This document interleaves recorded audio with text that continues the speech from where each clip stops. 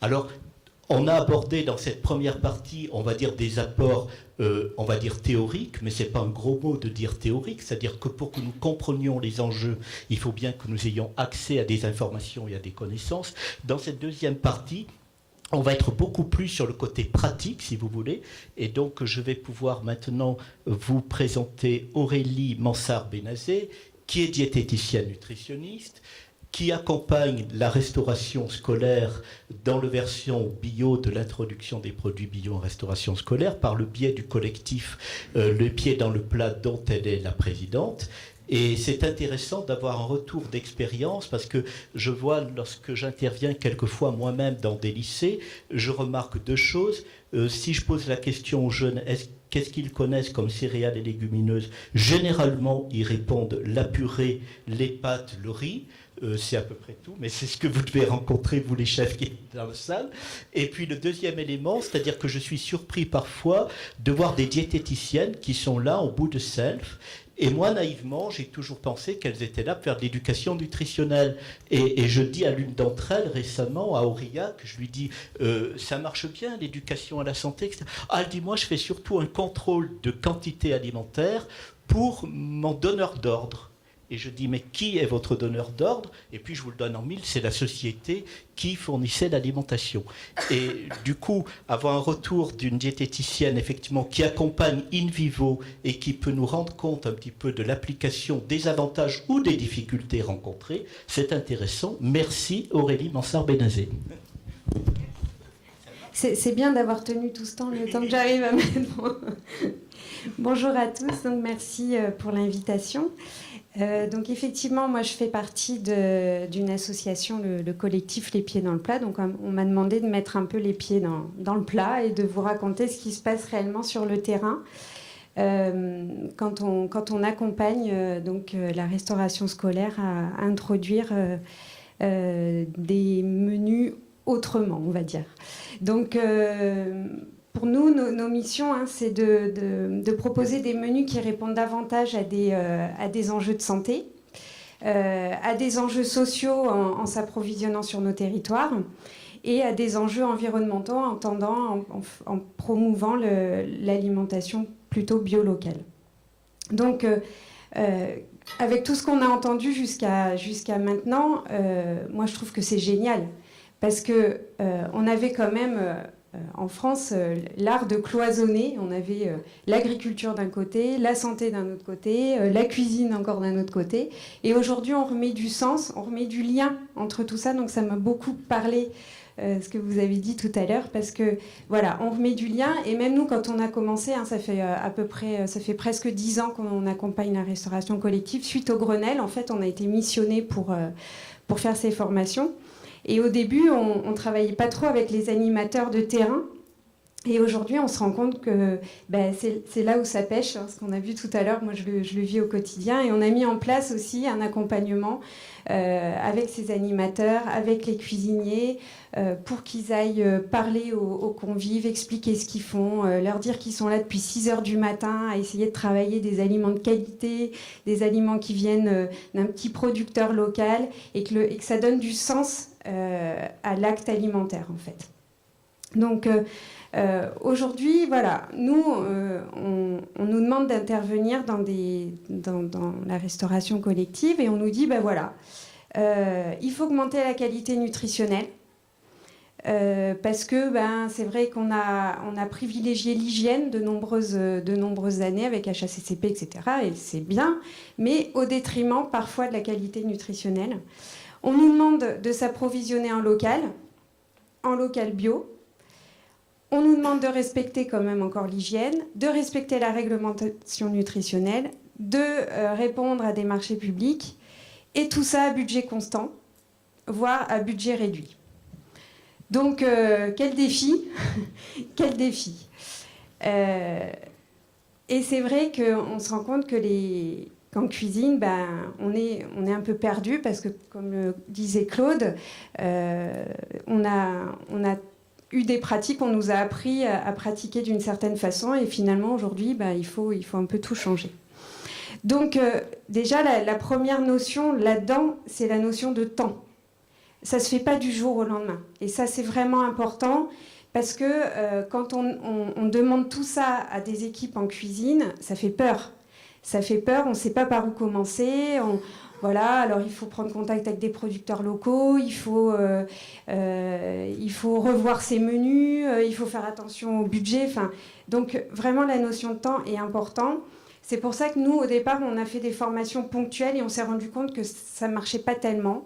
Ça semait des petites graines, mais il y avait besoin de temps et d'accompagnement sur la durée. Et la deuxième chose, c'est que si on n'intègre pas des protéines végétales, ça ne marche pas. Ça ne marche pas dans le temps. Ça, maintenant, on en est convaincu. Et c'est vraiment, pour nous, un axe très important dans la formation de travailler sur cet apport en protéines végétales. Alors, moi, je voulais revenir aussi sur les aliments, parce que c'est vrai qu'on ne parle pas de protéines végétales, mais d'aliments qui contiennent des protéines végétales. Donc, on a beaucoup parlé des légumineuses, des légumes secs. Nous, on aborde aussi les céréales. Quelles céréales quelle complémentarité légumes secs et céréales et quel type de céréales on va promouvoir dans les assiettes. On travaille pas mal avec la Bretagne, alors on ne peut pas se passer de parler des algues aussi, ce qui peut être intéressant aussi pour l'apport en iode. Moi, je viens de Dordogne, donc on parle aussi de champignons, parce que si j'oublie le cèpe dans les menus, je me fais taper sur les doigts. Et les oléagineux. Donc le panel est quand même assez large. Je voudrais revenir sur cette histoire de complémentarité légumes secs et céréales. La céréale, il faut qu'elle soit semi-complète, voire complète, mais c'est vrai qu'en restauration scolaire, on va plutôt insister sur le semi-complet parce qu'on ne voit pas trop la différence, parce qu'en termes d'utilisation culinaire, c'est plus simple. Mais on n'a pas la même complémentarité si on associe une céréale raffinée qu'une céréale semi-complète. En termes d'apport en protéines, une céréale raffinée, on va être entre 6 et 10 grammes de protéines pour 100 grammes. En semi-complet, on peut monter jusqu'à 20 grammes. Vous utilisez, enfin ici, on utilise beaucoup le petit épeautre, qui est une céréale qui contient 17 grammes de protéines. Donc un apport très important. Donc ça, c'est capital parce que du coup, quand on travaille sur la légumineuse et la céréale non raffinée, on travaille sur la satiété. Et là, on aborde aussi un autre sujet qui relève aussi beaucoup des croyances.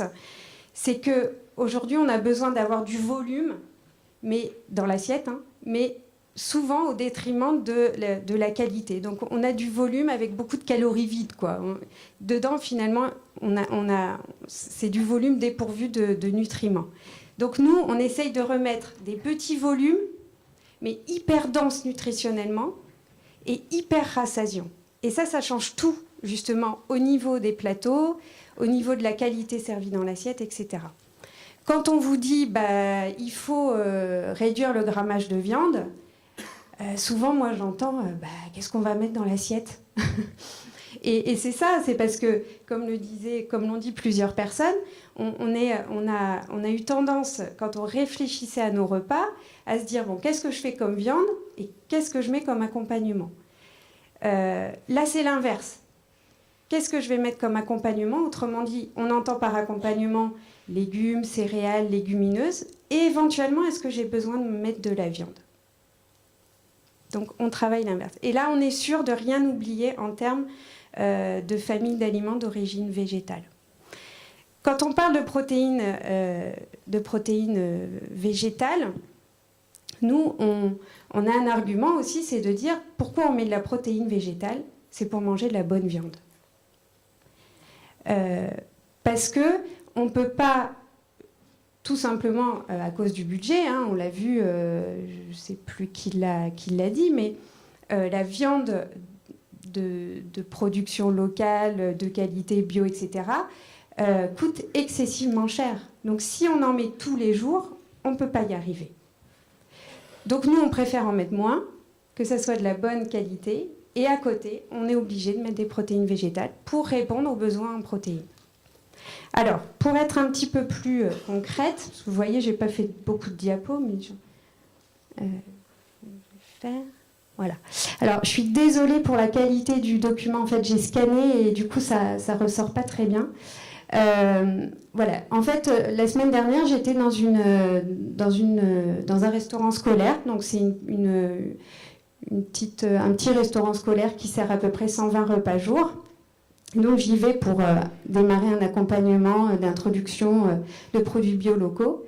Et donc, voilà leur menu. Alors, j'ai trouvé, tout de suite, j'ai pensé à vous. Je me suis dit, ben voilà, j'ai le bon exemple. Voilà le menu. Et donc, je trouvais ça intéressant de partir sur du concret et vous montrer comment on travaille à partir de repas vraiment établis. Donc, déjà, vous voyez, alors, moi, souvent, je commence par regarder les viandes. Là, pour le coup, je commence par ça. Donc, vous voyez, dans les viandes, on a quand même des viandes de très mauvaise qualité, hein, beaucoup de cordon bleu, de poisson pané, etc. Donc là, clairement, pour moi, il y a vraiment un gros travail là à faire. Et de l'apport en protéines, en particulier, puisqu'en fait, ici, ils ont un budget à peu près de 1,95 € le repas. Ils sont sur ce budget-là parce qu'ils ont beaucoup de protéines animales dans leur menu. C'est-à-dire que vous avez la viande avec souvent 1 voire 2 produits laitiers, avec parfois une entrée charcuterie, des gâteaux ou des flancs. Donc il y a souvent association viande plus œufs, plus fromage. Donc ces protéines animales coûtent excessivement cher. Du coup, pour répondre au budget, ils achètent de la mauvaise qualité.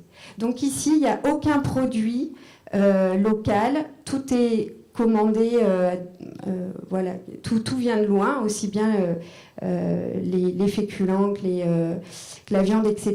Il n'y a que les légumes qui viennent de l'épicier du village, sauf que l'épicier du village se fournit en Espagne ou en Hollande. Donc, elle me dit, si, les légumes sont locaux, oui, de l'épicerie, mais pas forcément cultivés en local. Voilà, donc, qu'est-ce qu'on va proposer ici ? Pour nous, la protéine végétale, il faut la mettre tous les jours. Moi, vraiment, ça m'a énormément parlé ce qu'a dit Claude. On ne sait pas manger les protéines végétales, enfin là plutôt les légumineuses. Hein, on mange la grande portion de lentilles avec la saucisse qui va avec une fois par mois. Et nous, ce qu'on conseille, c'est qu'il faut qu'elle soit présente tous les jours, mais en petite quantité. Et il n'y a que comme ça qu'elle pourra être acceptée par les convives. En fait, l'idée, c'est que quand vous commencez par intervenir dans des lycées ou dans des collèges, il y a beaucoup de choses qui sont faites en termes d'acceptation, de goût, etc. Et donc là, il faut un petit peu ruser. Et le mieux, c'est de plutôt les intégrer dans des plats, les cacher, entre guillemets, dans un premier temps, et après faire de l'éducation autour de ce plat et expliquer ce qu'on y a mis, etc. Quand on commence dès la crèche, parce qu'on commence dès la crèche, là, ça devient plus facile, puisqu'en fait, ça va être des aliments qu'ils auront l'habitude d'avoir dans leur assiette, et on va arriver dans quelques années, je pense, à avoir des collégiens, des lycéens qui ont l'habitude de manger davantage de légumineuses, de céréales semi-complètes, etc. Donc ici, je vais prendre un exemple tout bête. Le premier jour, hein, carottes râpées, omelette, pâtes, mimolette, compote. Heureusement qu'il y a les carottes, sinon c'est un petit peu mixé quand même comme repas. Donc qu'est-ce qu'on va faire ? Ici, on va proposer déjà, pourquoi pas sur les carottes, d'ajouter des petites graines oléagineuses, des graines de sésame, des graines de courge, etc., des graines de tournesol. Donc là, on va déjà avoir un apport en protéines végétales. Ensuite, les pâtes, on va systématiquement les mettre en semi-complet. Alors, les cuisiniers adorent les pâtes semi-complètes. Parce qu'en fait, en termes de... si, je vous assure. Non, parce qu'il y a une très bonne tenue à la cuisson. Il y a une très bonne tenue à la cuisson du fait qu'on ait un peu plus de fibres. Non. Oh, d'accord. Bon, moi, c'est le retour que j'en ai en tous les cas. Voilà, comme il y a plus de fibres, ça se garde mieux. Il y a moins besoin de mettre plein de matières grasses dedans pour qu'elles ne collent pas. Donc les pâtes, on va les mettre en semi-complète. Et on va essayer, alors ici l'omelette, bon c'est vrai que les œufs c'est pas forcément un aliment qui coûte cher en local, en bio, mais on peut réduire un petit peu la quantité d'œufs et pourquoi pas intégrer dedans des légumes. Donc, parce qu'ici en fait il n'y a pas de légumes cuits. Dans les carottes, on peut aussi mettre, parce que là j'ai parlé d'oléagineux, on peut mettre un peu de lentilles corail par exemple, qu'on aura fait tremper et qu'on met à la dernière minute pour qu'elles restent entières, parce que sinon les lentilles corail ont tendance à se déliter.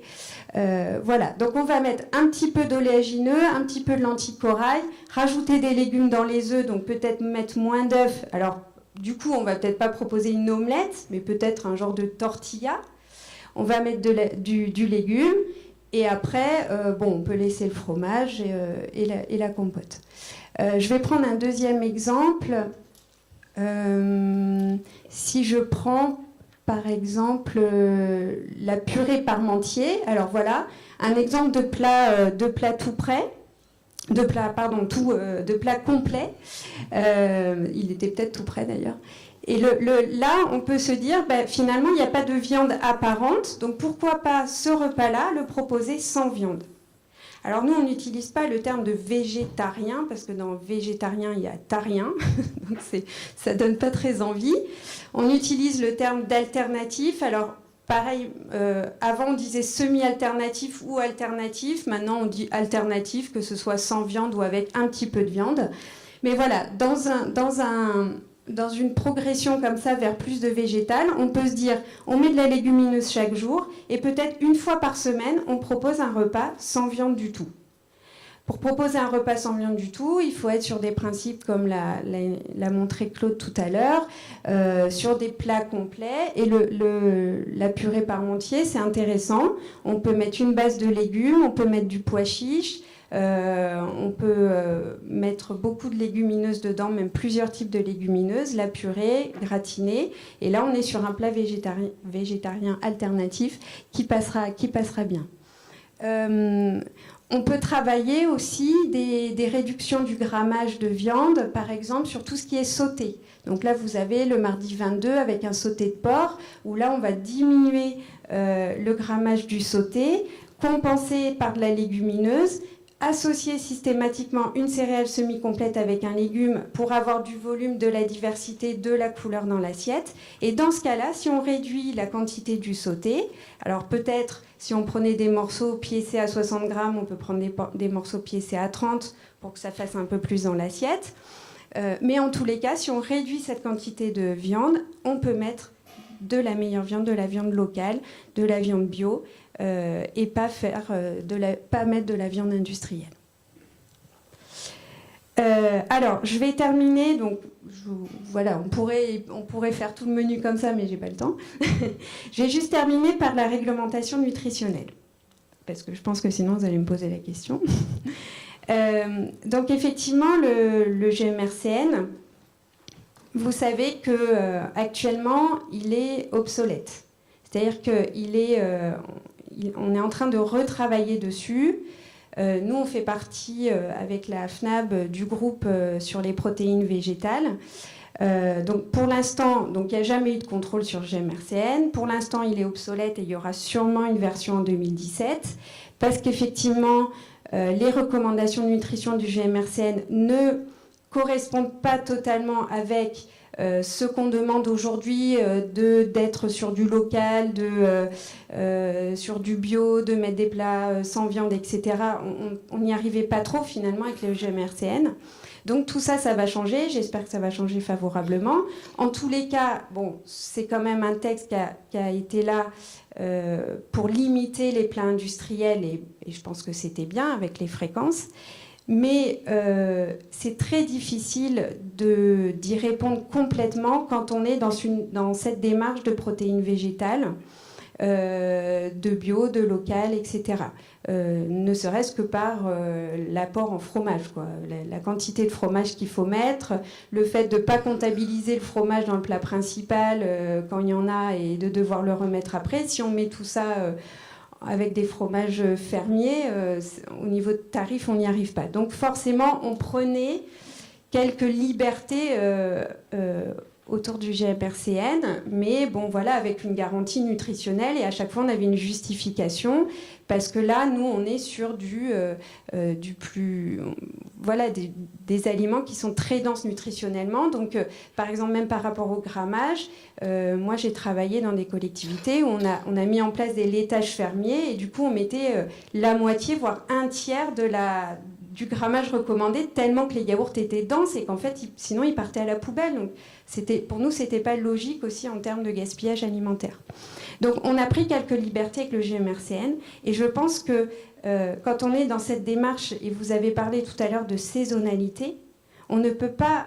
Bon, c'est très très difficile, et ça dépend où on habite, peut-être un peu plus ici que dans le Nord, mais on ne peut pas respecter le GMRCN si on travaille avec la saisonnalité. Sinon, on va générer du gaspillage alimentaire. Proposer 10 crudités en plein hiver avec des légumes de saison, si vous y arrivez, chapeau.